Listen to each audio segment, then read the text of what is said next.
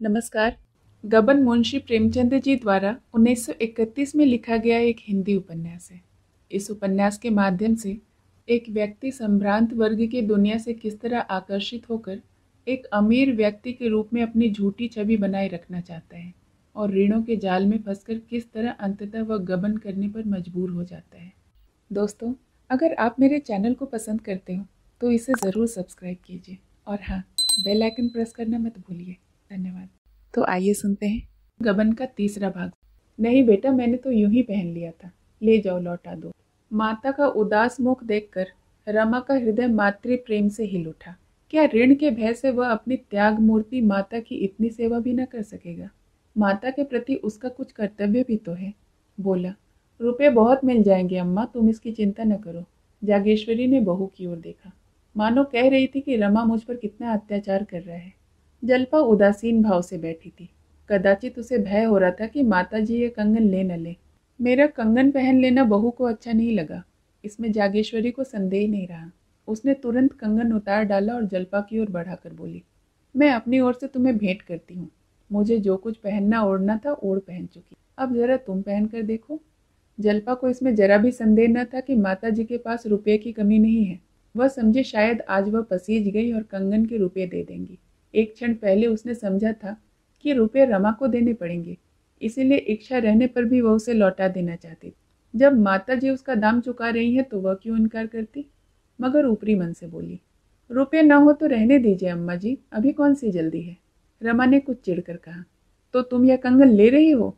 जल्पा, अम्मा जी नहीं मानती तो मैं क्या करूं। रमानाथ, और ये रिंग, इन्हें भी क्यों नहीं रख लेती? जल्पा, जाकर दाम तो पूछो। रमा ने अधीर होकर कहा, तुम इन चीजों को ले जाओ, तुम्हें दाम से क्या मतलब। रमा ने बाहर आकर दलाल से दाम पूछा तो सन्नाटे में आ गया। कंगन 700 के थे और रिंग 150 के। उसका अनुमान था कि कंगन अधिक से अधिक 300 के होंगे और रिंग 40-50 रुपए के। पछताए कि दाम पहले ही क्यों न पूछ लिया, नहीं तो इन चीजों को घर में ले जाने की नौबत ही नहीं आती। उधारते हुए शर्म आती थी, मगर कुछ भी हो उधारना तो पड़ेगा ही। इतना बड़ा बोझ वह सिर पर नहीं ले सकता। दलाल से बोला, बड़े दाम है भाई, मैंने तो 300-400 के भीतर ही आका था। दलाल का नाम था चरणदास। बोला, दाम में एक कौड़ी भी फर्क पड़ जाए ना सरकार तो अपना मुंह न दिखाओ। धनी राम की कोठी का माल है, आप चलकर पूछ ले। दमड़े रुपये की दलाली अलबत्ता मेरी है, आपकी मर्जी हो दीजिए या न दीजिए। रमानाथ, तो भाई इन दामों की चीजें तो इस वक्त हमें नहीं लेनी है। चरणदास, ऐसी बात न कहिए बाबूजी, आपके लिए इतने रुपये कौन सी बड़ी बात है। आपसे बढ़कर कौन शौकीन होगा, यह सब रईसों के ही पसंद की चीजें हैं, गंवार लोग इसकी कद्र क्या जाने। रमानाथ, 850 बहुत होते हैं भाई। चरणदास, रुपयों का मुंह ना देखिए बाबूजी, जब बहू जी पहनकर बैठेंगे तो एक निगाह में सारे रुपये तर जाएंगे। रमा को विश्वास था कि जल्पा गहनों का मूल्य सुनकर आप ही बिचक जाएगी। दलाल से और ज्यादा बातचीत न की, अंदर आकर बड़े जोर से हंसा और बोला, आपने इस कंगन का क्या दाम समझा था माँ जी? जागेश्वरी कोई जवाब देकर बेवकूफ न बनना चाहती थी। इन जड़ाऊ चीजों में नापतोल का तो कुछ हिसाब रहता नहीं, जितने में तय हो जाए वही ठीक। रमानाथ, अच्छा तुम बताओ जल्पा, इस कंगन का कितना दाम आंकती हो? जल्पा, 600 से कम तो नहीं होगा। रमा का सारा खेल बिगड़ गया। दाम का भय दिखाकर रमा ने जल्पा को डराना चाहा था, मगर 6 और 7 में बहुत थोड़ा सा कहीं अंतर था और संभव है चरणदास इतने पर राजी भी हो जाता। कुछ झेप कर बोला, कच्चे नगीने नहीं है? जल्पा, कुछ भी हो, 600 से ज्यादा का नहीं है। रमानाथ, और रिंग? जल्पा, अधिक से अधिक 100 रुपये। रमानाथ, यहाँ भी चूकी, 150 रुपये मांगता है। जल्पा, जट्टू है कोई, हमें नहीं लेना इन दामों में। रमा की चाल उल्टी पड़ी। जल्पा को इन चीजों के मूल्य के विषय में बहुत धोखा न हुआ था। आखिर रमा की आर्थिक दशा तो उससे छिपी न थी, फिर वह 700 रुपये की चीजों के लिए मुंह खोले बैठी थी। रमा को क्या मालूम था कि जल्पा कुछ और ही समझकर कंगन पर लहराई थी। अब तो गला छूटने का एक ही उपाय था, और वह यह कि दलाल 600 पर राजी न हो। बोला, वह 8.5 से कौड़ी कम न लेगा। जल्पा, तो लौटा दो। रमानाथ, मुझे तो लौटाते शर्म आती है। अम्मा, जरा आप ही दलान पर चढ़कर कह देना, हमें 700 से ज्यादा नहीं देना, देना हो तो दे, नहीं तो चले जाए। जागेश्वरी, हाँ रे, क्यों नहीं, उस दलाल से बातें करने मैं जाऊं?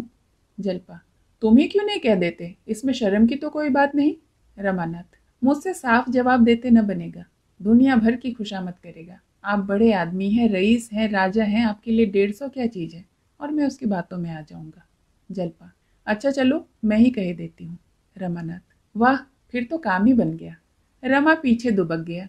जल्पा दलान पर आकर बोली, जरा यहाँ आना जी। अरे ओ सर्राफ, लूटने आए हो या माल बेचने आए हो? चरणदास बारामदे से उठकर द्वार पर आया और बोला, क्या हुक्म है सरकार? जल्पा, माल बेचने आते हो या जटने आते हो? 700 रुपये कंगन के मांगते हो? चरणदास, 700 तो उसकी कारीगरी के दाम है हुजूर। जल्पा, अच्छा तो जो उस पर 700 निछावर कर दे उसके पास ले जाओ। रिंग के 150 कहते हो? लूट है क्या? मैं तो दोनों चीजों के 700 से अधिक न दूंगी। चरणदास, बहू जी आप तो अंधेर करती हैं, कहाँ 850 और कहाँ 700। जल्पा, तुम्हारी खुशी, अपनी चीज ले जाओ। चरणदास, इतने बड़े दरबार में आकर चीज लौटा ले जाऊं? आप यूं ही पहने, 10-5 रुपए की बात होती तो जबान पर न उधारता। आपसे झूठ नहीं कहता बहू जी, इन चीजों पर पैसा रुपया नगद है। उसी 1 पैसे में दुकान का भाड़ा, बक्का खाता, दस्तूरी, दलाली सब समझिए। एक बात ऐसी समझकर कह दीजिए कि हमें भी 4 पैसे मिल जाए, सवेरे सवेरे खाली न लौटना पड़े। जल्पा, कह दिए ना, वही 700 रुपये। चरणदास ने ऐसा मुंह बनाया मानो वह किसी धर्म संकट में पड़ गया है। फिर बोला, सरकार है तो घाटा ही, पर आपकी बात टालते नहीं बनती। रुपये कब मिलेंगे? जल्पा, जल्दी ही मिल जाएंगे। जल्पा अंदर जाकर बोली, आखिर दिया कि नहीं 700 में? 150 साफ उड़ाई लिए जाता था। मुझे पछतावा हो रहा था कि कुछ और कम क्यों न कहा। वे लोग इसी तरह ग्राहकों को लूटते हैं। रमा इतना भारी बोझ लेते घबरा रहा था, लेकिन परिस्थिति ने कुछ ऐसा रंग पकड़ा कि बोझ उस पर लद ही गया। जल्पा तो खुशी की उमंग में दोनों चीजें लिए ऊपर चली गई, पर रमा सिर झुकाए चिंता में डूबा रहा और सोचता रहा। जल्पा ने उसकी दशा जानकर भी इन चीजों को क्यों नहीं टुकरा दिया, क्यों जोर देकर नहीं कहा कि मैं न लूंगी, क्यों दुविधा में पड़ी रही। 550 ही चुकाना मुश्किल था, इतने और कहाँ से आएंगे? असल में मेरी ही गलती है, मुझे दलाल को दरवाजे पर से ही धुतकार देना चाहिए था, लेकिन उसने मन को समझाया। यह अपने ही पापों का तो प्रायश्चित है। फिर आदमी इसीलिए तो कमाता है, रोटियों के लाले थोड़ी ही पड़े थे। भोजन करके जब रमा ऊपर कपड़े पहनने गया तो जल्पा आईने के सामने खड़ी कानों में रिंग पहन रही थी। उसे देखते ही बोली, आज किसी अच्छे का मुंह देखकर उठी थी, 2 चीजें मुफ्त में हाथ आ गई। रमा ने विस्मय से बोला, मुफ्त क्यों? रुपये न देने पड़ेंगे? जल्पा, रुपये तो अम्मा जी देंगी। रमानाथ, क्या कुछ कहती थी? जल्पा, उन्होंने मुझे भेंट दिए हैं तो रुपये कौन देगा? रमा ने उसके भोलेपन पर मुस्कुराकर कहा, यही समझकर तुमने चीजें ले ली? अम्मा को देना होता तो उसी वक्त दे देती जब गहने चोरी हो गए थे। उनके पास क्या रुपये नहीं थे? जल्पा असमंजस में पड़ गई, तो मुझे क्या मालूम था? अब भी लौटा सकते हो, कह देना जिसके लिए लिया था उसे पसंद नहीं आया। यह कहकर उसने तुरंत कानों से रिंग निकाल दिए, कंगन भी उतार डाले और दोनों चीजें केस में रखकर उसकी तरफ इस तरह बढ़ाई जैसे बिल्ली चूहे से खेल रही हो। वह चूहे को अपनी पकड़ से बाहर नहीं होने देती, उसे छोड़कर भी नहीं छोड़ती। हाथों को फैलाने का साहस नहीं होता था। क्या उसके हृदय की यही दशा न थी? उसके चेहरे पर हवाइयां उड़ रही थी। क्यों वह रमा की ओर न देखकर भूमि की ओर देख रही थी? क्यों सिर ऊपर न उठाती थी? किसी संकट से बच जाने में जो हार्दिक आनंद होता है वह कहाँ था? उसकी दशा ठीक उस माता की सी थी जो अपने बालक को विदेश जाने की अनुमति दे रही हो। वही विवशता, वही कायरता, वही ममता इस समय जल्पा के मुख पर उदित हो रही थी। रमा उसके हाथों से केस ले ले, इतना कड़ा संयम उसमें न था। उसे तकाजे सहना, लज्जित होना, मुंह छुपाए फिरना, चिंता की आग में जलना, सब कुछ सहना मंजूर था, लेकिन ऐसा काम करना नामंजूर था जिससे जल्पा का दिल टूट जाए। वह अपने को अभागिन समझने लगे। उसका सारा ज्ञान, सारी चेष्टा, सारा विवेक इस आघात का विरोध करने लगा। प्रेम और परिस्थितियों के संघर्ष में प्रेम ने विजय पाई। उसने मुस्कुरा कर कहा, रहने दो, अब ले लिया है तो क्या लौटाएं, अम्मा जी भी हंसेंगी।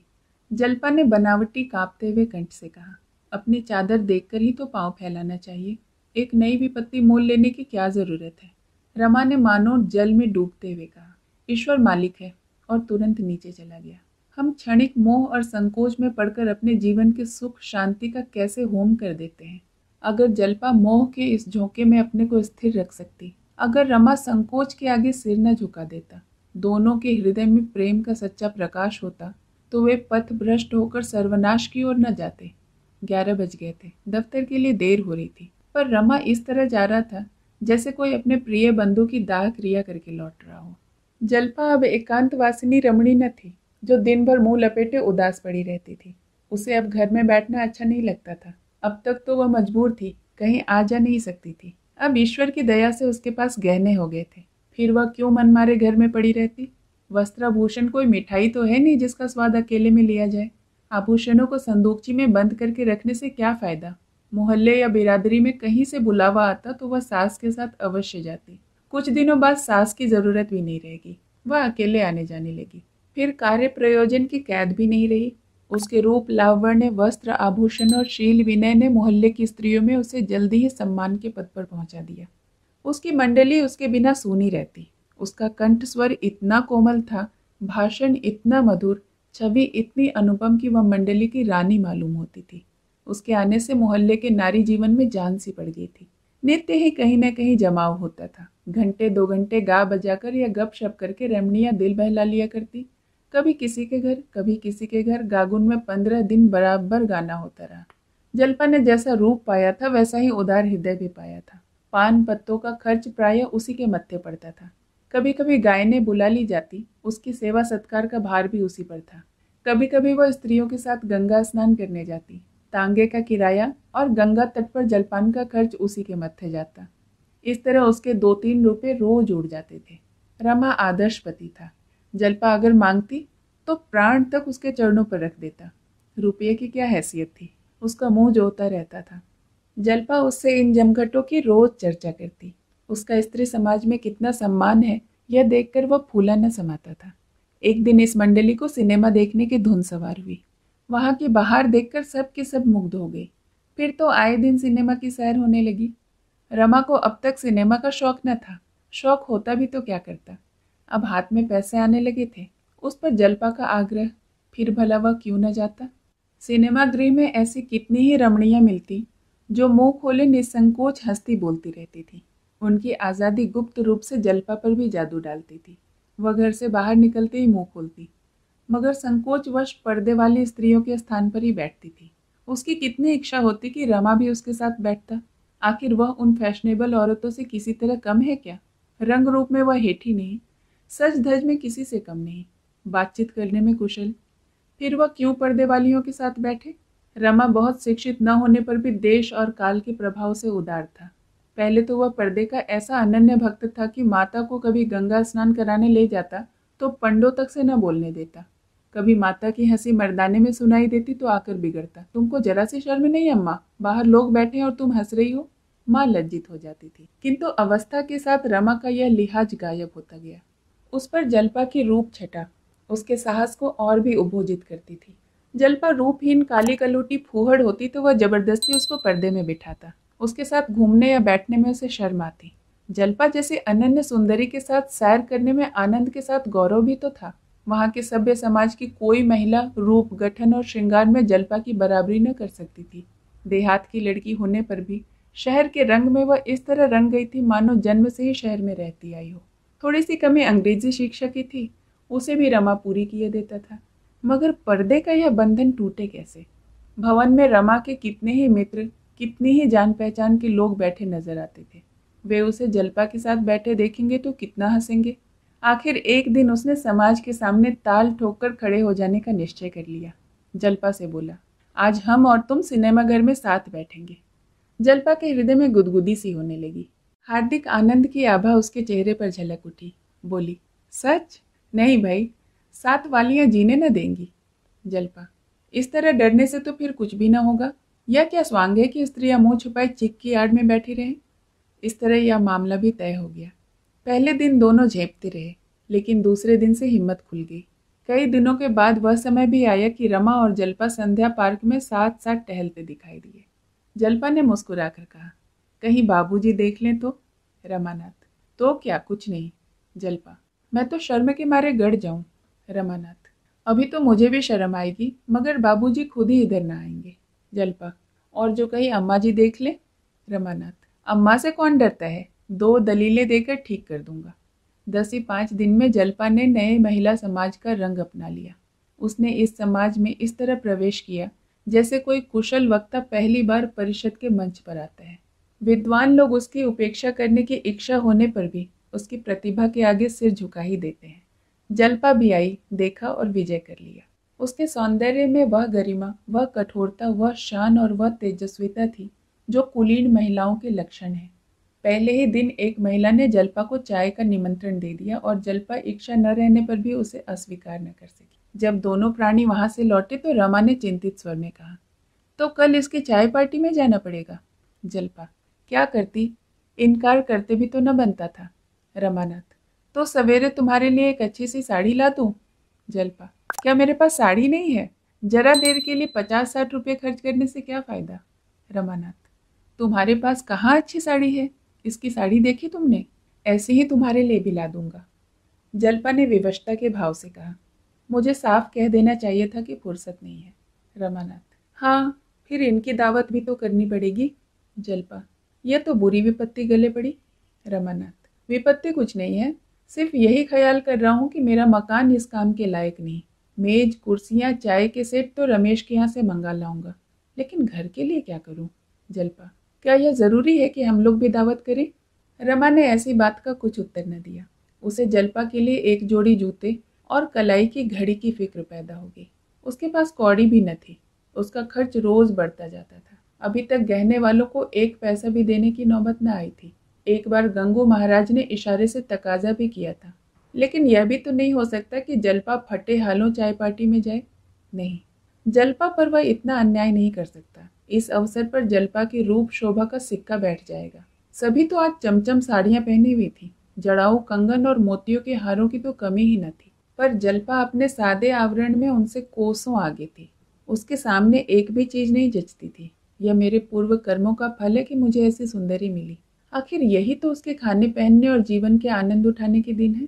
जब जवानी में ही सुख न उठाया तो बुढ़ापे में क्या कर लेंगे। बुढ़ापे में मान लिया कि धन हो भी जाए तो क्या यौवन बीत जाने पर विवाह किस काम का। साड़ी घड़ी लाने की उसे धुन सवार हो गई।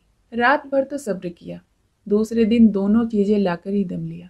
जल्पा ने झुंझलाकर कहा, मैंने तो तुमसे कहा था कि इन चीजों का काम नहीं। 150 से कम की न होंगी। रमानाथ, 150? इतना फिजूल खर्ची मैं नहीं हूँ।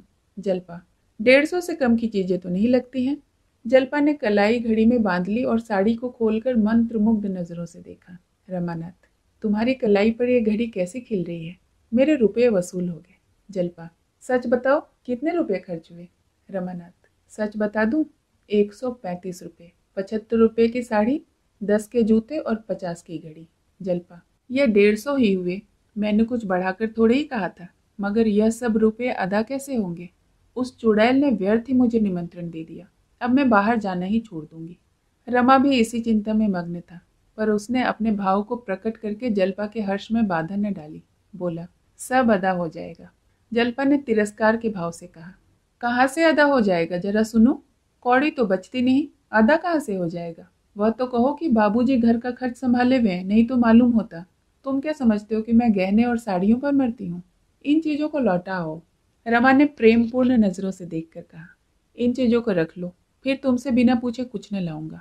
संध्या समय जब जल्पा ने नई साड़ी और नए जूते पहने, घड़ी कलाई पर बांधी और आईने में सूरत देखी तो मारे गर्व और उल्लास के उसका मुखमंडल प्रज्वलित हो उठा। उसने उन चीजों को लौटाने के लिए भले ही सच्चे दिल से कहा हो, पर इस समय वो इतना बड़ा त्याग करने को तैयार न थी। संध्या समय जल्पा और रमा छावनी की ओर चले। महिला ने केवल बंगले का नंबर बतला दिया था। बंगला आसानी से मिल गया। फाटक पर साइन बोर्ड पर लिखा था, Indu Bhushan, advocate high court. अब रमा को मालूम हुआ कि वह महिला पंडित इंदु भूषण की पत्नी थी। पंडित जी काशी के नामी वकील थे।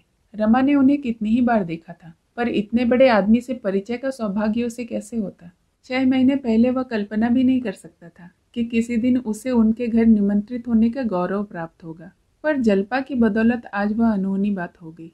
वह काशी के बड़े वकील का मेहमान था। रमानाथ ने सोचा था कि बहुत से स्त्री पुरुष निमंत्रित होंगे, पर यहाँ वकील साहब और उनकी पत्नी रतन के सिवाय और कोई न था। रतन इन दोनों को देखते ही बरामदे में निकल आई और उनसे हाथ मिलाकर उन्हें अंदर ले गई। उन्हें अपने पति से परिचित करवाया। पंडित जी ने आराम कुर्सी पर लेटे ही लेटे दोनों मेहमानों से हाथ मिलाए और मुस्कुरा कर कहा, क्षमा कीजिएगा बाबू साहब, मेरा स्वास्थ्य अच्छा नहीं। आप यहाँ किसी ऑफिस में हैं? रमा ने झेपते हुए कहा। जी हाँ, म्यूनिसिपल ऑफिस में हूँ, अभी हाल में ही आया हूँ। कानून की तरफ जाने का इरादा था, पर नए वकीलों की जो यहाँ हालत हो रही है उसे देखकर हिम्मत न पड़ी। रमा ने अपना महत्व बढ़ाने के लिए जरा सा झूठ बोलना अनुचित न समझा। इसका असर भी बहुत अच्छा हुआ। अगर वह साफ कह देता कि मैं 25 रुपए का क्लर्क हूँ तो शायद वकील साहब उससे बातें करने में अपना अपमान समझते। बोले, आपने बहुत अच्छा किया जो इधर नहीं आए। वहाँ 2-4 साल के बाद आप अच्छी जगह पर पहुँच जाएंगे। यहाँ संभव है कि 10 साल तक आपको कोई मुकदमा ही न मिलता। जल्पा को अभी तक संदेह हो रहा था कि रतन वकील साहब की बेटी है या पत्नी। वकील साहब की उम्र 60 के नीचे न थी। चिकनी चांद आसपास के सफेद बालों के बीच वार्निश की हुई लकड़ी की भांति चमक रही थी।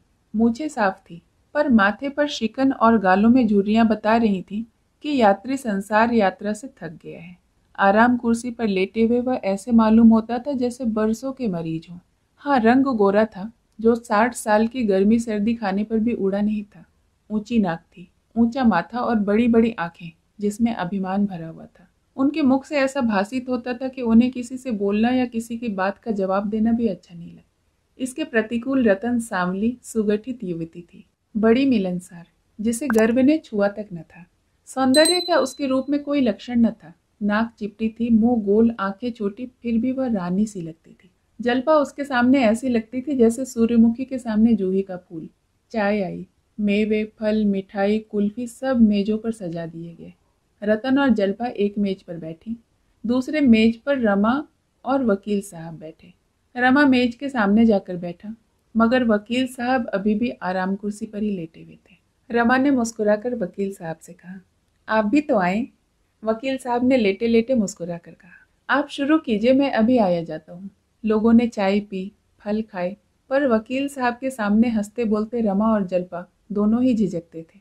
जिंदा दिल बूढ़ों के साथ तो सोहबत का आनंद उठाया जा सकता है, लेकिन ऐसे रूखे निर्जीव मनुष्य जवान भी हो तो दूसरों को मुर्दा बना देते हैं। वकील साहब ने बहुत आग्रह करने पर 2 घूंट चाय पी, दूर से बैठे तमाशा देखते रहे। इसलिए जब रतन ने जल्पा से कहा कि चलो हम लोग जरा बगीचे की सैर करें, इन दोनों महाशयों को समाज और नीति की विवेचना करने दो, तो मानो जल्पा के गले का फंदा छूट गया। रमा ने पिंजड़े में बंद पक्षी की भांति उन दोनों को कमरे से निकलते देखा और एक लंबी सांस ली। वह जानता कि यहाँ इस विपत्ति में आ पड़ेगा तो आने का नाम न लेता। वकील साहब ने मुंह सिकोड़कर पहलू बदला और बोले, मालूम नहीं पेट में क्या हो गया है कि कोई चीज हजम नहीं होती, दूध भी हजम नहीं होता। चाय को लोग न जाने क्यों इतने शौक से पीते हैं, मुझे तो इसकी सूरत से भी डर लगता है। पीते ही बदन में ऐठन सी होने लगती है और आंखों से चिंगारियां सी निकलने लगती है। रमा ने कहा, आपने हाजमे की कोई दवाई नहीं की? वकील साहब ने अरुचि के भाव से कहा, दवाओं पर मुझे रत्ती भर भी विश्वास नहीं। इन वैद्य और डॉक्टरों से ज्यादा बेसमझ आदमी संसार में न मिलेंगे। किसी में भी निदान की शक्ति नहीं है। 2 वैद्यों और 2 डॉक्टरों के निदान कभी न मिलेंगे। लक्षण वही है, पर एक वैद्य रक्त दोष बतलाता है, दूसरा पित्त दोष। एक डॉक्टर फेफड़े में सूजन बतलाता है, दूसरा आमाशय का विकार। बस अनुमान से दवा दे दी जाती है और निर्दयता से रोगी की गर्दन पर छुरी चला दी जाती है। इन डॉक्टरों ने तो मुझे अब तक जहन्नुम पहुंचा दिया होता था, पर मैं इनके पंजे से निकल भागा। योगाभ्यास की बड़ी प्रशंसा सुनता हूँ, पर कोई ऐसे महात्मा नहीं मिलते जिनसे कुछ सीख सकूं। किताबों के आधार पर कोई क्रिया करने से लाभ के बदले हानि होने का डर रहता है। यहाँ तो आरोग्य शास्त्र का खंडन हो रहा था, उधर दोनों महिलाओं में प्रगाढ़ स्नेह की बातें हो रही थी। रतन ने मुस्कुराकर कहा, मेरे पतिदेव को देखकर तुम्हें बड़ा आश्चर्य हुआ होगा। जल्पा को आश्चर्य नहीं, भ्रम भी हुआ था। बोली, वकील साहब का दूसरा विवाह होगा। रतन, हाँ, अभी 5 बरस तो हुए हैं। इनकी पहली स्त्री को मेरे 35 वर्ष हो गए। इस समय इनकी अवस्था कुछ 25 साल की थी। लोगों ने समझाया दूसरा विवाह कर लो, पर इनको एक लड़का हो चुका था, विवाह करने से इनकार कर दिया और 30 साल तक अकेले रहे। मगर आज 5 वर्ष हुए, जवान बेटे का देहांत हो गया, तब विवाह करना आवश्यक हो गया। मेरे माँ बाप नहीं थे, मामा जी ने मेरा पालन किया। कह नहीं सकती इनसे कुछ ले लिया या इनकी सज्जनता पर मुग्ध हो गए। मैं तो समझती हूँ ईश्वर की यही इच्छा थी, लेकिन जब से आई हूँ मोटी होती चली जा रही हूँ। डॉक्टरों का कहना है कि तुम्हें संतान नहीं हो सकती। बहन, मुझे तो संतान की लालसा नहीं है, लेकिन मेरे पति मेरी दशा देखकर बहुत दुखी रहते हैं। मैं ही इन सब रोगों की जड़ हूँ। आज मुझे ईश्वर एक संतान दे दे तो इनके सारे रोग भाग जाएं। कितना चाहती हूँ कि दुबली हो जाऊं। गर्म पानी से टब भर स्नान करती हूँ, रोज पैदल घूमने जाती हूँ, घी दूध कम खाती हूँ, भोजन आधा कर दिया है। जितना परिश्रम करते बनता है करती हूँ, फिर भी दिन ब दिन मोटी ही होती चली जाती हूँ। कुछ समझ में नहीं आता क्या करूँ। जलपा, वकील साहब तुम्हें चिढ़ाते होंगे? रतन, नहीं बहन, बिल्कुल नहीं, भूल कर भी नहीं। कभी मुझसे इसकी चर्चा भी नहीं की। उनके मुंह से कभी एक शब्द भी ऐसा नहीं निकला जिससे उनकी मनोव्यथा प्रकट होती। पर मैं जानती हूँ यह चिंता उन्हें मारे डालती है। अपना कोई बस नहीं, क्या करूँ। मैं जितना चाहूँ खर्च करूँ, जैसे चाहूँ रहूँ, कभी कुछ नहीं बोलते। जो कुछ पाते हैं लाकर मेरे हाथों पर रख देते हैं। समझाती हूँ, अब तुम्हें वकालत करने की क्या ज़रूरत है, आराम क्यों नहीं करते। पर इनसे घर पर बैठा ही नहीं जाता। केवल 2 चपातियों से नाता है। बहुत जिद की तो 2-4 दाने अंगूर खा लिए। मुझे तो उन पर दया आती है। अपने से जहाँ तक हो सकता हो उनकी सेवा करती हूँ। आखिर वह मेरे लिए हैं तो अपनी जान खपा रहे हैं। जलपा, ऐसे पुरुष को देवता समझना चाहिए। यहाँ तो एक स्त्री मरी नहीं कि दूसरा ब्याह रच गया। 30 साल अकेले रहना कम बड़ी बात नहीं है। रतन, हाँ बहन है तो देवता ही। अब भी कभी उनकी स्त्री की चर्चा आ जाती है तो रोने लगते हैं। तुम्हें उनकी तस्वीर दिखाऊंगी। देखने में जितने कठोर मालूम होते हैं, भीतर से उनका हृदय उतना ही नरम है। कितने ही अनाथों, विधवाओं और गरीबों के महीने बांध रखे हुए हैं। अरे, तुम्हारा यह कंगन तो बड़ा सुंदर है। जलपा, हाँ, बड़े अच्छे कारीगर का बनाया हुआ है। रतन, मैं तो यहाँ किसी को जानती ही नहीं। वकील साहब को गहने के लिए कष्ट देने की इच्छा नहीं होती। मामूली सुनारों से बनवाते डर लगता है, न जाने क्या मिला दे। पहले पत्नी जी के सब गहने रखे हुए हैं, लेकिन मुझे वह अच्छे नहीं लगते। तुम बाबू रमानाथ से मेरे लिए ऐसा ही जोड़ा कंगन बनवा दो ना। जलपा, देखिए पूछती हूँ। रतन, आज तुम्हारे आने से जी बहुत खुश हुआ। दिन भर अकेली पड़ी रहती हूँ, जी घबराया करता है, किसके पास जाऊँ। किसी से परिचय नहीं, ना ही मेरा जी चाहता है कि किसी से मिलूं। 2-1 महिलाओं को बुलाया, उनके घर गई भी, चाहा कि उनसे बहनापा जोड़ लूं, लेकिन उनके आचार विचार देखकर उनसे दूर रहना ही अच्छा मालूम हुआ। दोनों ही मुझे उल्लू बनाकर जटना चाहती थी। मुझसे रुपये उधार ले गई और आज तक दे ही रही हैं। श्रृंगार की चीजों पर मैंने उनका इतना प्रेम देखा कि कहते लज्जा आती है। तुम घड़ी आधी घड़ी के लिए रोज चली आया करो बहन। जलपा, वाह, इससे अच्छा और क्या होगा। रतन, मैं मोटर भेज दिया करूंगी। जलपा, क्या जरूरत है, तांगे तो मिलते ही हैं। रतन, न जाने क्यों तुम्हें छोड़ने को जी नहीं चाहता। तुम्हें पाकर रमानाथ जी अपना भाग्य सराहते होंगे। जलपा ने मुस्कुराकर कहा, भाग्य वाग्य कुछ नहीं सराहते, उल्टा घुड़कियां जमाया करते हैं। रतन, सच? मुझे तो विश्वास नहीं आता। लो, यह भी आ गए। पूछना ना, ऐसा दूसरा कंगन बनवा देंगे। जलपा, रमा से, क्यों, चरण दास से कहा जाए तो ऐसा कंगन कितने दिनों में बनवा देगा। रतन ऐसा ही कंगन बनवाना चाहती है। रमा ने तत्परता से कहा, हाँ, बना क्यों नहीं सकता, इससे बहुत अच्छे बना सकता है। रतन, इस जोड़े के क्या लिए थे। जलपा, 800 के थे। रतन, कोई हरज नहीं, मगर बिल्कुल ऐसा ही हो, इसी नमूने का। रमा, हाँ हाँ, बनवा दूंगा। रतन, मगर भाई अभी मेरे पास रुपए नहीं हैं। रुपये के मामले में पुरुष महिलाओं के सामने कुछ नहीं कह सकता। वह क्या कह सकता है, इस वक्त मेरे पास रुपये नहीं है। वह मर जाएगा पर यह उज्र न करेगा। वह कर्ज लेगा, दूसरों की खुशामद करेगा, पर स्त्री के सामने अपनी मजबूरी न दिखाएगा। रुपये की चर्चा को ही वह तुच्छ समझता है। जलपा पति की आर्थिक दशा अच्छी तरह जानती थी, पर यदि रमा ने इस समय कोई बहाना कर दिया होता तो उसे बहुत बुरा मालूम होता था। वह मन में डरती थी कि कहीं यह महाशय यह न कह बैठे कि सर्राफ से पूछ कर कहूँगा। उसका दिल धड़क रहा था जब रमा ने वीरता के साथ कहा, हाँ हाँ, रुपये की कोई बात नहीं, जब चाहे दे दीजिए, तो वह खुश हो गई। रतन, तो कब तक आशा करूं। रमानाथ, मैं आज ही सर्राफ से कह दूंगा, तब भी 15 दिन तो लग ही जाएंगे। जलपा, अब की रविवार को मेरे घर ही चाय पीजिएगा। रतन ने निमंत्रण स्वीकार किया और दोनों आदमी विदा हुए। घर पहुंचे तो शाम हो गई थी। रमेश बाबू बैठे हुए। जलपा तो तांगे से उतरकर अंदर चली गई। रमा रमेश बाबू के पास जाकर बोला, क्या आपको आए हुए बहुत देर हो गई। रमेश, नहीं, अभी तो चला ही आ रहा हूँ।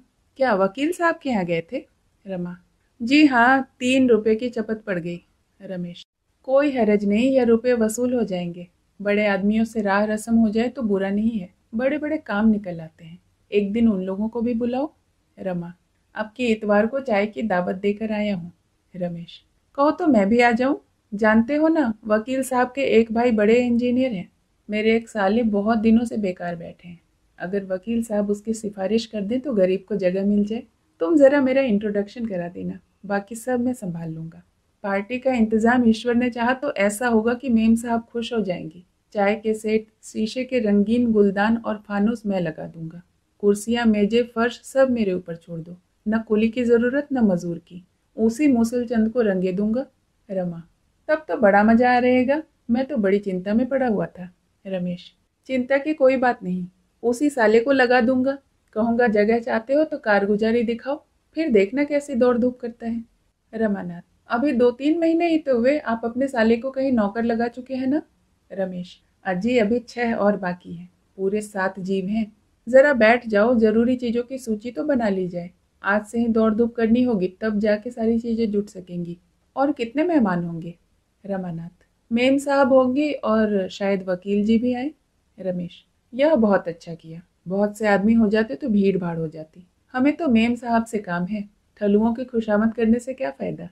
दोनों आदमियों ने सूची तैयार की। रमेश बाबू ने दूसरे ही दिन से सामान जमा करना शुरू कर दिया। उनकी पहुंच अच्छे अच्छे घरों में थी। सजावट की अच्छी अच्छी चीजें बटोर लाए, सारा घर जगमगा उठा। दयानाथ भी इन तैयारियों में शरीक थे। चीजों को करीने से रखना और सजाना उनका काम था। कौन गमला कहाँ रखा जाए, कौन तस्वीर कहाँ लटकाई जाए, कौन सा गलीचा कहाँ बिछाया जाएगा, इन प्रश्नों पर तीनों मनुष्यों में घंटों वाद विवाद होता रहता। दफ्तर जाने के पहले और दफ्तर से आने के बाद तीनों इसी काम में जुट जाते। एक दिन इस बात पर बहस छिड़ गई कि कमरे में आईना कहाँ रखा जाए। दयानाथ कहते कि इस कमरे में आईने की जरूरत नहीं, आईना पीछे वाले कमरे में रहना चाहिए। रमेश इसका विरोध कर रहे थे। रमा दुविधा में चुपचाप खड़ा था, न इनकी तरफ से कह सकता था न उनकी तरफ से। दयानाथ: मैंने सैकड़ों अंग्रेजों के ड्राइंग रूम देखे हैं, कहीं आईना नहीं देखा। आईना श्रृंगार के कमरे में रखना चाहिए, यहाँ आईना रखना बेतुकी सी बात है। रमेश: मुझे सैकड़ों अंग्रेजों के कमरे देखने का अवसर तो नहीं मिला, लेकिन 2-4 जरूर देखे हैं, उनमें आईना लगा हुआ था। फिर क्या यह जरूरी है कि जरा जरा सी बातों में हम अंग्रेजों की नकल करें। हम अंग्रेज नहीं, हिंदुस्तानी हैं। हिंदुस्तानी रईसों के कमरे में तो बड़े बड़े आदमकद आईने रखे जाते हैं। यह तो आपने हमारे बिगड़े हुए बाबुओं की सी बातें कही, जो पहनावे में, कमरे की सजावट में, बोली में, चाय में, शराब में, चीनी की प्यालियों में, गरज दिखावे में, सभी बातों में अंग्रेजों का मुंह चिढ़ाते हैं। लेकिन जिन बातों ने अंग्रेजों को अंग्रेज बना दिया और जिनकी बदौलत वे दुनिया पर राज करते हैं, उनकी हवा तक नहीं छू जाती। क्या आपको भी बुढ़ापे में अंग्रेज बनने का शौक चल रहा है। दयानाथ अंग्रेजों की नकल को बहुत बुरा समझते थे। यह चाय पार्टी भी उन्हें बुरी मालूम हो रही थी। अगर कुछ संतोष था तो यही कि 2-4 बड़े आदमियों से परिचय हो जाएगा। उन्होंने अपनी जिंदगी में कभी कोट नहीं पहना था। चाय पीते थे, मगर चीनी के सेठ की कैद नहीं थी। कटोरा, कटोरी, गिलास, लोटा, तसला, किसी से उन्हें आपत्ति न थी। लेकिन इस वक्त उन्हें अपना पक्ष निभाने की पड़ी थी। बोले, हिंदुस्तानी रईसों के कमरे में मेजें कुर्सियां नहीं होती, फर्श होता है। आपने कुर्सी मेज लगाकर इसे अंग्रेजी ढंग पर तो बना दिया, अब आईने के लिए हिंदुस्तानी की मिसाल दे रहे हैं। या तो हिंदुस्तानी रखिए या अंग्रेजी। यह क्या कि आधा तीतर आधा बटेर, कोट पतलून पर चौगोशिया टोपी तो अच्छी नहीं मालूम होती। रमेश बाबू ने समझा था कि दयानाथ की जबान बंद हो जाएगी, लेकिन यह जवाब सुना तो चकराए। मैदान हाथ से जाता हुआ दिखाई दिया। बोले, तो आपने किसी अंग्रेज के कमरे में आईना नहीं देखा? भला ऐसे 10-5 अंग्रेजों के नाम तो बताइए। एक वही आपका किरंटा हेड क्लर्क, उसके सिवाय और किसी अंग्रेज के कमरे में तो शायद आपने कदम भी न रखा हो। उसी किरंटो को अपने अंग्रेजी रुचि का आदर्श समझ लिया। खूब, मानता हूँ आपको। दयानाथ, यह तो आपकी जबान है। उसे किरंटा, चमरेशियन, पिलपिला जो चाहे कहें, लेकिन रंग को छोड़कर वह किसी बात में अंग्रेजों से कम नहीं है, और उसके पहले तो यूरोपियन था। रमेश इसका जवाब सोच ही रहे थे कि एक मोटर कार आकर द्वार पर रुकी और रतन बाई उतरकर बरामदे में आई। तीनों आदमी चटपट बाहर निकल आए। रमा को इस वक्त रतन का आना बुरा मालूम हुआ। डर रहा था कि कहीं कमरे में न चली जाए, नहीं तो कलई खुल जाएगी। आगे बढ़कर हाथ बढ़ाता हुआ बोला, आइए, यह मेरे पिता हैं और यह मेरे दोस्त रमेश बाबू। लेकिन उन दोनों सज्जनों ने हाथ न बढ़ाया, न ही जगह से हिले। सकपकाए से खड़े रहे। रतन ने भी उनसे हाथ मिलाने की जरूरत न समझी। दूर से ही उनको नमस्कार करके रमा से बोली, नहीं, बैठूंगी नहीं, इस वक्त फुर्सत नहीं है, आपसे कुछ कहना था। यह कहते हुए वह रमा के साथ मोटर तकाई और आहिस्ता से बोली, आपने सर्राफ से कह तो दिया होगा? रमा ने निसंकोच होकर कहा, जी हाँ, बन रहा है। रतन, उस दिन मैंने कहा था अभी रुपये न दे सकूंगी, पर मैंने समझा शायद आपको कष्ट हो, इसीलिए रुपये मंगवा लिए हैं। 800 चाहिए ना? जलपा ने कंगन के दाम 800 बताए थे। रमा चाहता तो इतने रुपए ले सकता था, पर रतन की सरलता और विश्वास ने उसके हाथ पकड़ लिए। ऐसे उदार निष्कपट रमणी के साथ वह विश्वासघात न कर सका। वह व्यापारियों से 2-2 4-4 आने लेते जरा भी न झिझकता था। वह जानता था कि वे सभी ग्राहकों को उल्टे छुरे से मोड़ते हैं। ऐसों के साथ ऐसा व्यवहार करते उसकी आत्मा को लेश मात्र भी संकोच न होता था। लेकिन इस देवी के साथ यह कपट व्यवहार करने के लिए किसी पुराने पापी की जरूरत थी। वह सकुचाता हुआ बोला, क्या जल्पा ने कंगन के दाम 800 बताए थे? उसे शायद याद न रहा होगा। उसके कंगन 600 के हैं। आप चाहें तो 800 का बनवा दूं? रतन, नहीं, मुझे तो वही पसंद है, आप 600 का ही बनवाइए। उसने मोटर पर से अपनी थैली उठाकर 100-100 रुपए के 6 नोट निकाले। रमा ने कहा, ऐसी क्या जल्दी थी? चीज तैयार हो जाती तब हिसाब हो जाता। रतन, मेरे पास रुपए खर्च हो जाते, इसीलिए सोचा आपके सिर पर लाद आऊं। मेरी यही आदत है कि जो काम करती हूँ जल्द से जल्द कर डालती हूँ। विलम्ब करने से मुझे उलझन होती है। यह कहकर वह मोटर पर बैठ गई और मोटर हवा हो गई। रमा संदूक में रुपए रखने के लिए अंदर चला गया तो दोनों वृद्ध जनों में बातें होने लगी। रमेश, देखा? दयानाथ, जी हाँ, आंखें खुली हुई थी। अब मेरे घर में भी वही हवा आ रही है, ईश्वर ही बचावे। रमेश, बात तो ऐसी ही है, पर आजकल ऐसी ही औरतों का काम है। जरूरत पड़े तो कुछ मदद तो कर सकती हैं। बीमार पड़ जाओ तो डॉक्टर तो बुला कर ला सकती हैं। यहाँ तो चाहे हम मर जाएं तब भी क्या मजाल कि स्त्री घर के बाहर पाँव निकाले। दयानाथ, हमसे तो भाई ये अंग्रेजियत नहीं देखी जाती है, क्या करें? संतान की ममता है, नहीं तो जी तो यही चाहता है कि रमा से साफ साफ कह दूं कि भैया अपना घर अलग कर ले। आंख फटी और पीर गई। मुझे तो उन मर्दों पर क्रोध आता है जो स्त्रियों को यूं सर चढ़ाते हैं। देख लेना, एक दिन यह औरत वकील साहब को दगा देगी। रमेश, महाशय, इस बात में मैं आपसे सहमत नहीं हूँ। यह क्यों मान लेते हो कि जो औरत बाहर आती जाती है वह जरूर बिगड़ी हुई ही है? मगर रमा को मानती बहुत है। रुपये न जाने किस लिए दिए। दयानाथ, मुझे तो इसमें कुछ गोलमाल मालूम होता है। रमा कहीं उससे कोई चाल तो नहीं चल रहा हो। इसी समय रमा भीतर से आ निकला। अंतिम वाक्य उसके कान में पड़ गए। भौहें चढ़ाकर बोला, जी हाँ, जरूर चाल चल रहा हूँ। उसे धोखा देकर रुपए ऐंठ रहा हूँ। यही तो मेरा पेशा है। दयानाथ ने झेपते हुए कहा, तो इतना क्यों बिगड़ते हो? मैंने तो कोई ऐसी बात नहीं कही। रमानाथ, पक्का जालिया बना दिया और क्या कहते? आपके दिल में ऐसा शुभा क्यों आया? आपने मुझ में कौन सी ऐसी बात देखी जिससे आपको यह ख्याल पैदा हुआ? मैं जरा साफ सुथरे कपड़े पहनता हूँ, जरा नई प्रथा के अनुसार चलता हूँ। इसके सिवाय आपने मुझ में कौन सी ऐसी बुराई देखी? मैं जो कुछ खर्च करता हूँ ईमान से कमा कर खर्च करता हूँ। जिस दिन धोखे और फरेब की नौबत आएगी जहर खाकर प्राण दे दूंगा। हाँ, यह बात जरूर है कि किसी को खर्च करने की तमीज होती है, किसी को नहीं होती है, पर वह अपनी सद्बुद्धि है। अगर आप इसे धोखेबाजी समझे तो आपको अख्तियार है। जब आपकी तरफ से मेरे विषय में ऐसे संशय होने लगे तो मेरे लिए यही अच्छा है कि मुंह में कालिख लगाकर कहीं निकल जाऊं। रमेश बाबू यहाँ मौजूद हैं। आप इनसे मेरे विषय में जो कुछ पूछना चाहें पूछ सकते हैं। यह मेरे खातिर झूठ न बोलेंगे। सत्य के रंग में रंगी हुई इन बातों ने दयानाथ को आश्वस्त कर दिया। बोले, जिस दिन मुझे मालूम हो जाएगा कि तुमने यह ढंग अख्तियार कर लिया है, उसके पहले मैं मुंह में कालिख लगाकर निकल जाऊंगा। तुम्हारा बढ़ता हुआ खर्च देखकर मेरे मन में संदेह हुआ था। मैं इसे नहीं छिपाता हूँ, लेकिन जब तुम कह रहे हो कि तुम्हारी नीयत साफ है तो मैं संतुष्ट हूँ। मैं केवल इतना ही चाहता हूँ कि मेरा लड़का चाहे गरीब रहे पर नीयत न बिगाड़े। मेरे ईश्वर से यही प्रार्थना है कि वह तुम्हें सत्य पथ पर रखे। रमेश ने मुस्कुराकर कहा, अच्छा, यह किस्सा तो हो चुका। अब यह बतलाओ कि उसने तुम्हें रुपये किस लिए दिए? मैं गिन रहा था, 6 नोट थे, शायद 100-100 के थे। रमानाथ, ठग लाया हूँ। रमेश, मुझसे शरारत करोगे तो मार बैठूंगा। अगर जट ही लाए हो तो भी मैं तुम्हारी पीठ ठुकूंगा। जीते रहो, खूब जटो, लेकिन आबरू पर आँच न आने पाए। किसी को कानो कान खबर न हो। ईश्वर से तो मैं नहीं डरता, वह जो पूछेगा उसका जवाब मैं दे दूंगा, मगर आदमी से डरता हूँ। सच बताओ, किस लिए रुपए दिए? कुछ दलाली मिलने वाली हो तो मुझे भी शरीक कर लेना। रमानाथ, जड़ाऊ कंगन बनवाने को कह गई हैं। रमेश, तो चलो मैं एक अच्छे शराब से बनवा दूं। यह झंझट तुमने बुरा मोल ले लिया। औरतों का स्वभाव जानते नहीं, उन्हें किसी पर विश्वास नहीं आता। तुम चाहे 2-4 रुपए अपने पास से ही खर्च कर दो, मगर वह यही समझेंगे कि उसने मुझे लूट लिया। नेक नामी तो शायद ही मिले, हाँ, बदनामी तैयार खड़ी मिलेगी। रमानाथ, आप मूर्ख स्त्रियों की बात कर रहे हैं। शिक्षित स्त्रियां ऐसी नहीं होती। जरा देर बाद रमा अंदर जाकर जल्पा से बोला, अभी तुम्हारी सहेली रतन आई थी। जल्पा, सच? तब तो बड़ा गड़बड़ हुआ होगा। यहाँ तो कुछ तैयारी ही नहीं थी। रमानाथ, कुशल यही हुई कि वह कमरे में नहीं आई, कंगन के रुपए देने आई थी। तुमने उन्हें 800 रुपए बताए थे? मैंने 600 लिए, जल्पा ने झेपते हुए कहा। मैंने तो दिल लगी की थी। जल्पा ने इस तरह अपनी सफाई तो दे दी, लेकिन बहुत देर तक उसके मन में उथल पुथल होती रही।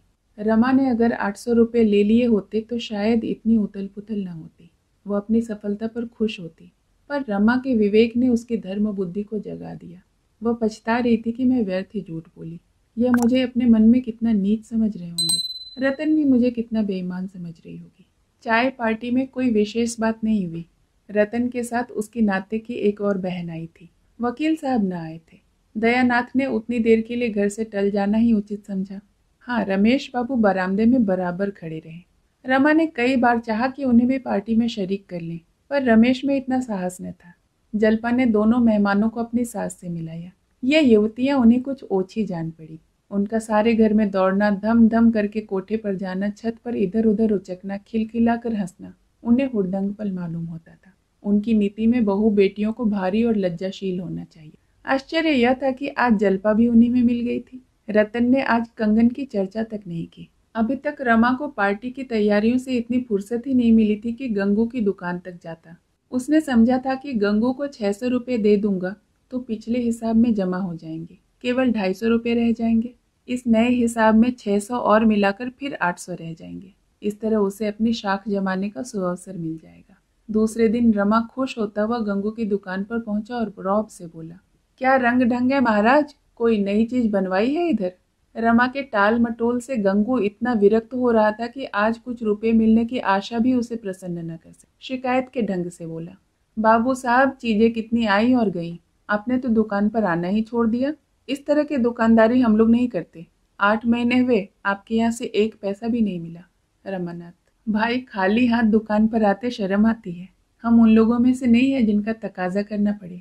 आज यह 600 रुपये जमा कर लो और एक अच्छा सा कंगन भी तैयार कर दो। गंगू ने रुपए लिए और संदूक में रखकर बोला, बन जाएंगे, बाकी रुपए कब तक मिलेंगे?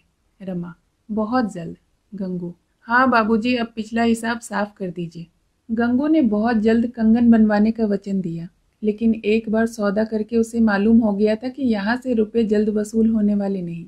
नतीजा यह हुआ कि रमा रोज तकाजा करता और गंगू रोज हीले करके टालता। कभी कारीगर बीमार पड़ जाता, कभी अपनी स्त्री की दवा करने ससुराल चला जाता, कभी उसके लड़के बीमार हो जाते। 1 महीना गुजर गया और कंगन न बने। रतन के तकाजों से डरकर रमा ने पार्क जाना छोड़ दिया, मगर उसने घर तो देख ही रखा था। इस 1 महीने में कई बार वह तकाजा करने आई। आखिर जब सावन का महीना आ गया तो उसने एक दिन रमा से कहा, वह सुअर बनाकर नहीं देता तो तुम किसी और कारीगर को क्यों नहीं देते थे? रमानाथ, उस पाजी ने ऐसा धोखा दिया कि पूछो मत। बस रोज आजकल किया करता है। मैंने बड़ी भूल की जो उसे पेशगी रुपए दे दिए। अब उससे रुपए निकालना मुश्किल है। रतन, आप मुझे उसकी दुकान दिखा दीजिए, मैं उसके बाप से भी वसूल कर लूंगी। ऐसे बेईमान आदमी को पुलिस में दे देना चाहिए। जल्पा ने कहा, हाँ और क्या, सभी सुनार देर करते हैं, मगर ऐसा नहीं कि रुपए डकार जाएं और चीज के लिए महीने दौड़ाएं।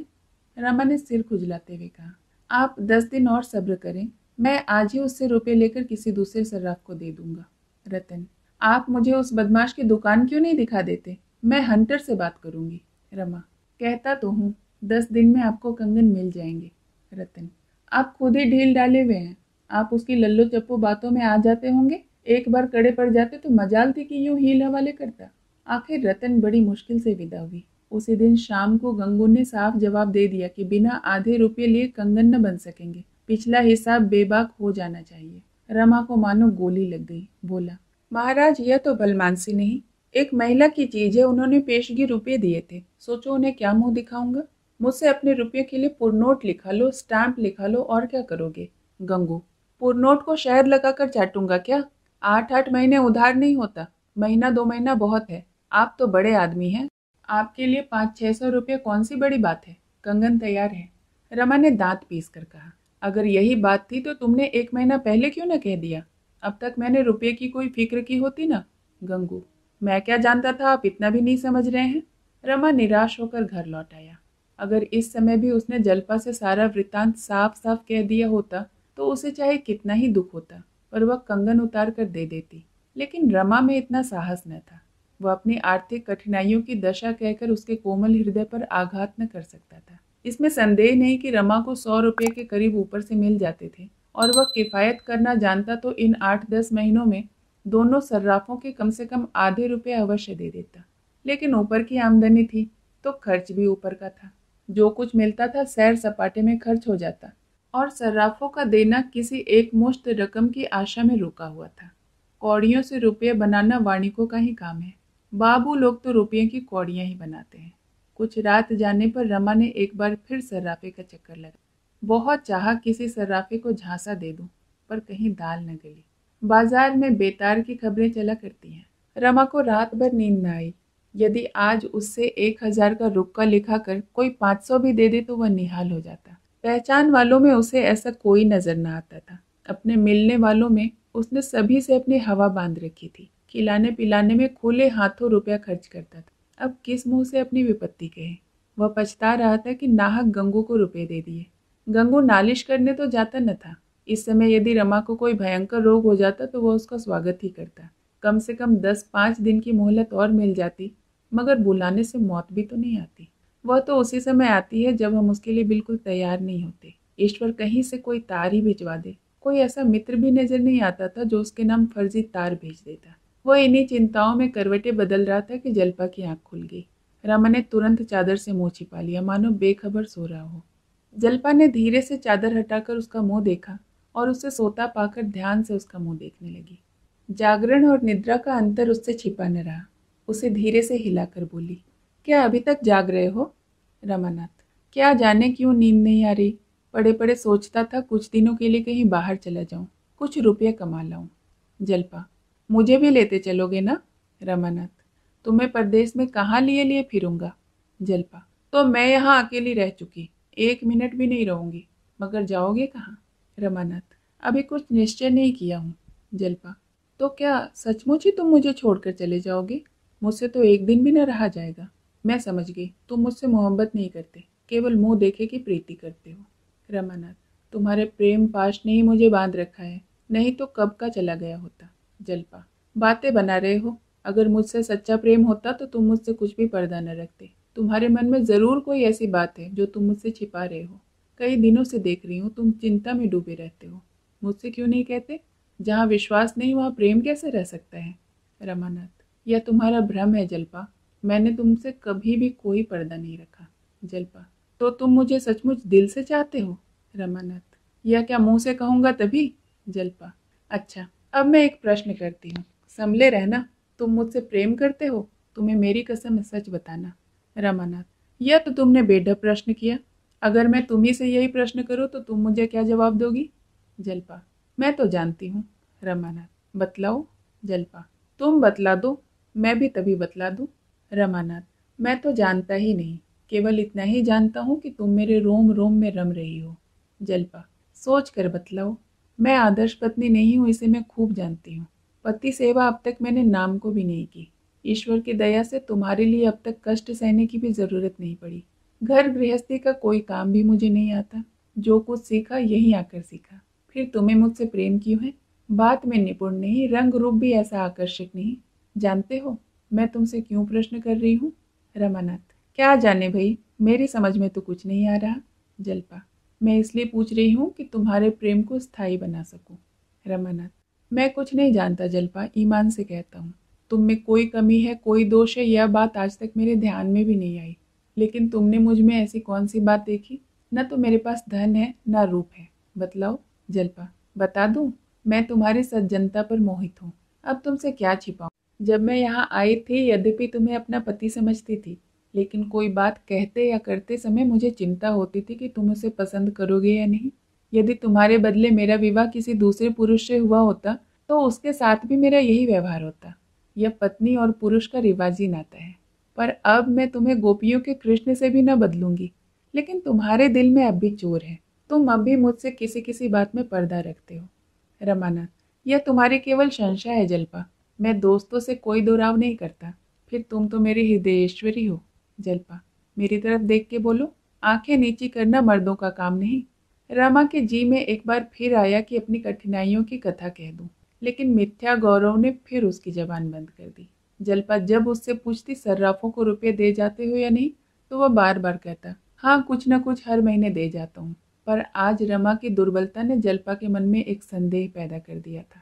वह उसी संदेह को मिटाना चाहती थी। जरा देर बाद उसने फिर पूछा, सर्राफ के तो अभी सब रुपए अदा न हुए होंगे? रमानाथ, अब थोड़े ही बाकी हैं। जल्पा, कितने बाकी होंगे? कुछ हिसाब किताब लिखते हो?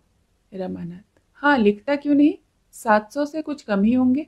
जल्पा, तब तो पूरी गठरी है। तुमने कहीं रतन के रुपये तो नहीं दे दिए? रमा दिल में कांप रहा था, कहीं जल्पा यह प्रश्न न कर बैठे। आखिर उसने यह प्रश्न पूछ ही लिया। उस वक्त भी यदि रमा ने साहस करके सच्ची बात स्वीकार कर ली होती तो शायद उसके संकटों का अंत हो जाता। जल्पा 1 मिनट तक अवश्य सन्नाटे में आ जाती। संभव है क्रोध और निराशा के आवेश में 2-4 कटु शब्द मुंह से निकालती, लेकिन फिर शांत हो जाती। दोनों मिलकर कोई न कोई युक्ति सोच निकालते। जल्पा यदि रतन से यह रहस्य कह सुनाती तो रतन अवश्य मान जाती। पर हाय रे आत्मगौरव! रमा ने यह बात सुनकर ऐसा मुंह बना लिया कि मानो जल्पा ने उस पर कोई निष्ठुर प्रहार किया हो। बोला, रतन के रुपये क्यों दे देता? आज चाहूं तो 2-4 हजार का माल ला सकता हूँ। कारीगरों की आदत देर करने की होती है। सुनार की खटाई मशहूर है, बस और कोई बात नहीं। 10 दिन में या तो चीज ले ही आऊंगा या रुपये वापस कर दूंगा। मगर यह शंका तुम्हें क्यों हुई? पराई रकम भला मैं अपने चीज में कैसे खर्च कर लेता? जल्पा, कुछ नहीं, मैंने यूं ही पूछा था। जल्पा को थोड़ी देर में नींद आ गई, पर रमा फिर किसी उधेड़ बुन में पड़ा। कहाँ से रुपये लाए? अगर वह रमेश बाबू से साफ साफ कह दे तो वह किसी महाजन से रुपये दिला देंगे, लेकिन नहीं, वह उनसे किसी तरह न कह सकेगा। उसमें इतना साहस न था। उसने प्रातःकाल नाश्ता करके दफ्तर की राह ली। शायद वहाँ कुछ प्रबंध हो जाए। कौन प्रबंध करेगा, इसका उसे ध्यान न था। जैसे रोगी वैद्य के पास जाकर संतुष्ट हो जाता है, पर यह नहीं जानता कि मैं अच्छा होऊंगा या नहीं। यही दशा इस समय रमा की थी। दफ्तर में चपरासी के सिवाय और कोई न था। रमा रजिस्टर खोलकर अंकों की जांच करने लगा। कई दिनों से मिजान नहीं दिया गया था, पर बड़े बाबू के हस्ताक्षर मौजूद थे। अब मिजान दिया तो 2500 निकलेंगे। एकाएक उसे बात सूझी, क्यों न 2500 की जगह मिजान 2000 लिख दूं। रसीद बही की जांच कौन करता है? अगर चोरी पकड़ी भी गई तो कह दूंगा मिजान लगाने में गलती हो गई। मगर इस विचार को उसने मन में टिकने न दिया। इस भय से कि कहीं चित्त चंचल न हो जाए, उसने पेंसिल के अंकों पर रोशनाई उधर दी और रजिस्टर को दराज में बंद करके इधर उधर घूमने लगा। इक्की दुक्की गाड़ियां आने लगी। गाड़ी वालों ने देखा बाबू साहब आज यही हैं, तो सोचा जल्दी चुंगी देकर छुट्टी कर जाए। रमा ने इस कृपा के लिए दस्तूरी की दूनी रकम वसूल की और गाड़ी वालों ने शौक से दी, क्योंकि यही मंडी का समय था और 12-1 बजे तक चुंगी घर से फुर्सत पाने की दशा में 24 घंटे का हर्ज होता था। मंडी 10-11 बजे के बाद बंद हो जाती थी। दूसरे दिन का इंतजार करना पड़ता। अगर भाव रुपये में आधा पाव भी गिर गया तो सैकड़ों के मत्थे गई। 10-5 रुपये का बल खा जाने में उन्हें क्या आपत्ति हो सकती थी? रमा को आज यह नई बात मालूम हुई। सोचा, आखिर सुबह को मैं घर पर ही बैठा रहता हूँ। अगर यहाँ आकर बैठ जाऊं तो रोज 10-5 रुपये हाथ आ जाए, फिर तो 6 महीने में सारा झगड़ा साफ हो जाए। मान लो रोज या चांदी न होगी, 15 दिन ही सही, 10 मिलेंगे, 5 मिलेंगे। अगर रोज सुबह 5 रुपये मिल जाए और इतने ही दिन भर में और मिल जाए तो 5-6 महीने में मैं ऋण मुक्त हो जाऊंगा। उसने दराज खोलकर फिर रजिस्टर निकाला। यह हिसाब लगा लेने के बाद अब रजिस्टर में उधर फेर करना उसे इतना भयंकर न जान पड़ा।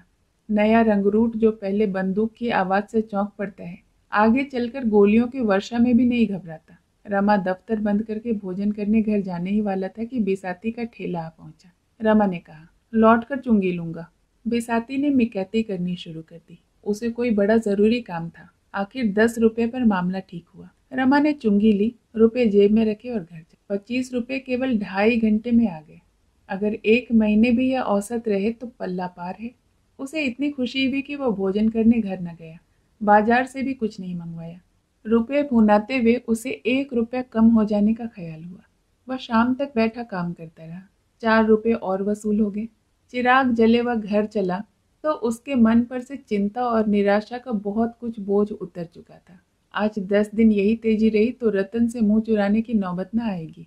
9 दिन गुजर गए। रमा रोज प्रातः दफ्तर जाता और चिराग जले लौटता। वह रोज यही आशा लेकर जाता कि आज कोई बड़ा शिकार फंस जाएगा, पर वह आशा पूरी न होती। इतना ही नहीं, पहले दिन की तरह फिर कभी उसका भाग्य का सूर्य न चमका। फिर भी उसके लिए कुछ कम श्रेय की बात नहीं कि 9 दिनों में उसने 100 रुपये जमा कर लिए थे। उसने 1 पैसे का भी पान न खाया था।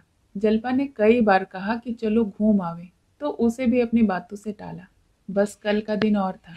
कल आकर रतन कंगन मांगेगी तो उसे क्या जवाब देगा। दफ्तर से आकर वह इसी सोच में बैठा हुआ था कि क्या वह 1 महीना के लिए और न मान जाएगी। इतने दिन वह और न बोलती तो शायद वह उससे उऋण हो जाता। उसे विश्वास था कि मैं उससे चिकनी चुपड़ी बातें करके राजी कर लूंगा। अगर उसने जिद की तो मैं उससे कह दूंगा कि सर्राफ रुपए नहीं लौटाता। सावन के दिन थे, अंधेरा हो चला था। रमा सोच रहा था, रमेश बाबू के पास चलकर 2-4 बाजियां खेलाऊं, मगर बादलों को देख देख कर रुक जाता था। इतने में रतन ना पहुंची। वह प्रसन्न न थी, उसकी मुद्रा कठोर हो रही थी। आज वह लड़ने के लिए घर से तैयार होकर आई है और मुरव्वत और मुलाहजे की कल्पना को भी कोसों दूर रखना चाहती। जल्पा ने कहा, तुम खूब आई, आज मैं भी जरा तुम्हारे साथ घूम आऊंगी। इन्हें काम के बोझ से आजकल सिर उठाने की फुर्सत नहीं रहती। रतन ने निष्ठुरता के साथ कहा, मुझे आज तो बहुत जल्दी घर लौटना है। बाबूजी को कल की याद दिलाने के लिए आई हूँ। रमा उसका लटका हुआ मुंह देखकर मन ही मन सहम रहा था। किसी तरह उसे प्रसन्न करना चाहता था। बड़ी तत्परता से बोला, जी हाँ, खूब याद है। अभी सर्राफ की दुकान से चले आ रहा हूँ। रोज सुबह शाम घंटे भर हाजिरी देता हूँ, मगर इन चीजों में समय तो बहुत लगता है। दाम है तो कारीगरी के, मालियत देखिए तो कुछ भी नहीं। 2 आदमी लगे हुए हैं, पर शायद अभी 1 महीने से कम में चीज तैयार न हो, पर होगी लाजवाब। जी खुश हो जाएगा। पर रतन जरा भी न पिघली, तुनक कर बोली, अच्छा, अभी 1 महीना और लगेगा? ऐसी कारीगरी है कि 3 महीने में भी पूरी न हुई। आप उससे कह दीजिएगा कि मेरे रुपए वापस कर दे। आशा के कंगन देवियां पहनती होंगी, मेरे लिए जरूरत नहीं। रमा, 1 महीना न लगेगा, मैं जल्दी ही बनवा दूंगा। 1 महीना तो मैंने अंदाजन कह दिया था। अब थोड़ी ही कसर रह गई है। कई दिनों से तो नगीने की तलाश कर रहे हैं वे लोग। रतन, मुझे कंगन पहनना ही नहीं है भाई, आप मेरे रुपए लौटा दीजिए बस। सुनार मैंने भी बहुत देखे हैं। आपकी दया से इस वक्त भी 3 जोड़े कंगन मेरे पास होंगे, पर ऐसी धांधली कभी नहीं देखी। शेष कहानी अगले भाग में। सुनने के लिए बहुत बहुत धन्यवाद।